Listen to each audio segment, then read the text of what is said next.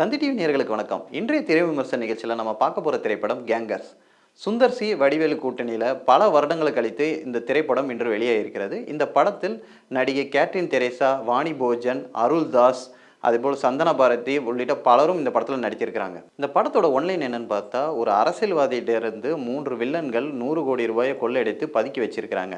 இந்த 100 கோடி ரூபாயை சுந்தர் சி அவர்களுள்ள ஒரு டீமோட எப்படி கொள்ளையடித்தாருன்றா இந்த படத்தோட முழு கதையாக இருக்கிறது. இந்த படத்தோட கதை எப்படி நகருதுன்னா, ஒரு ஸ்கூலில் கேட்ரின் தெரேசா டீச்சராக இருக்காங்க. அந்த ஸ்கூலில் சில மாணவர்கள் காணாமல் போயிறாங்க மற்றும் அந்த ஸ்கூலில் சில தவறான விஷயங்கள் நடக்குது. இதை போலீஸ் ஸ்டேஷனில் கம்ப்ளைண்ட் கொடுத்தும் போலீஸ் ஸ்டேஷனில் எதுவும் நடவடிக்கை எடுக்காதனால கமிஷனருக்கு ஒரு மெயில் மூலமாக கம்ப்ளைண்ட் அனுப்புகிறாங்க. இதனால் கமிஷனர் ஆஃபீஸ்லேருந்து ரகசியமாக ஒரு போலீஸ் ஆஃபீஸரை அனுப்புகிறாங்க. இந்த ரகசிய போலீஸ் ஆஃபீஸர் சுந்தர் சின்னு கேட்ரின் தெரேசா நினைக்கிறாங்க. சுந்தர் சி வந்ததுக்கப்புறம் அந்த பள்ளிக்கூடத்தில் நடக்கிற அந்த அநீதி விஷயங்களை அவர் எப்படி மறைமுகமாக தட்டி கேட்குறாரு. அதற்கு பிறகு சுந்தர் சி வடிவேலு காம்பினேஷனில் வர நகைச்சுவை ட்ராக்கு இதெல்லாம் எப்படி நகருது தான் மொதல் பாதியோட கதையாக இருக்கிறது. அதற்கு பிறகு 2வது பாதி எடுத்துக்கொண்டா, அதுக்கு பிறகு சுந்தர் சி ஏன் வந்தார், அவருக்கு என்ன ஃப்ளாஷ்பேக்கு, அதற்கு பிறகு இந்த வில்லன் எதனால் இந்த விஷயங்கள்லாம் செய்கிறாங்க, வில்லன் பதுக்கி வச்ச 100 கோடி ரூபாயை எங்கே இருக்குது, அதை எப்படி இவங்க திருப்பி கொள்ளடிக்கிறாங்க, இவங்க ஒரு டீம் ஃபார்ம் பண்ணி அதை எப்படி ஜெயிக்கிறாங்க என்றதான் செகண்ட் ஹாஃபோட கதையாக இருக்குது. நமக்கு எல்லாருக்குமே தெரியும், சுந்தர் சி வடிவேலு கூட்டணினா காமெடிக்கு பஞ்சமே இல்லைன்ட்டு. பல வருடங்கள் இடைவெளிக்கு பிறகு இந்த படத்தில் ஒரு வின்டேஜ் வடிவேலு வந்து கம்பேக் கொடுத்துருக்காருன்னே சொல்லலாம். சுந்தர் சி அதை சரியாகவே பயன்படுத்திருக்காரு.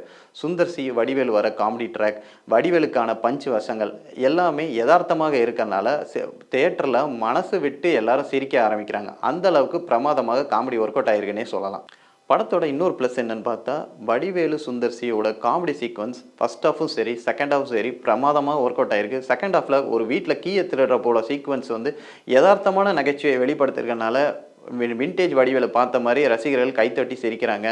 மேலும் அவர்களுக்கு மனது விட்டு சிரிக்கிற அளவுக்கு வடிவேலோட டைலாக்ஸ் டெலிவரி எல்லாமே அற்புதமாக அமைஞ்சிருக்குன்னே சொல்லலாம். இன்னொன்று, கேட்ரின் தெரேசா ஒரு போர்ஷன்னா சும்மா ஒரு நடிகை வந்துட்டு போகணும் இல்லாமல் படம் முழுக்கும் அவங்களுக்கும் ட்ராவல் பண்ணுறாங்க, அவங்களுக்கும் சுந்தர் சி இம்பார்ட்டன்ஸ் கொடுத்துருக்கிறாரு.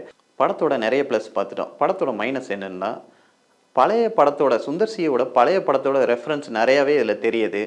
ஃபர்ஸ்ட் ஹாஃப் இருந்த வேகம் செகண்ட் ஹாஃபில் கொஞ்சம் லேக் ஆகுது. அதுக்கு பிறகு கிளைமேக்ஸில் வேகம் எடுக்குது. மியூசிக் டைரக்டர் சத்யா பின்னணி இசைக்கு நல்ல வலு சேர்த்துருக்காரு. ஆனால் பாடல்கள் அந்தளவுக்கு மனதில் பதியாத மாதிரியே இருக்குது. படத்தோட ப்ளஸ் மைனஸ் பார்த்துட்டோம். மேலும் இந்த படத்தில் கிளைமேக்ஸில் ஒரு ட்விஸ்ட் வச்சுருக்காரு. கேங்கர்ஸ் படத்தோட செகண்ட் பார்ட்டுக்கான லீடை சுந்தர் சி அற்புதமாகவே அமைச்சிருக்காருன்னே சொல்லலாம். மொத்தத்தில் இந்த படம் எப்படி இருக்குன்னா, கலகலப்பு, அரண்மனை, மதகத ராஜா போன்ற பல படங்கள் வரிசையில் இந்த கேங்கர்ஸ் திரைப்படமும் சுந்தர் சி ஒரு கிங் ஆஃப் காமெடி என்ற என்டர்டெய்னர் அப்படின்ற டைட்டிலுக்கு ஏற்ற மாதிரி இந்த படத்தின் டெம்ப்ளேட்டும் அமைஞ்சிருக்குன்னே சொல்லலாம். மேலும் ஒரு திரை விமர்சன நிகழ்ச்சியில் உங்களை சந்திக்கும் வரை உங்களிருந்து விடைபெறுவது உங்கள் ராஜா.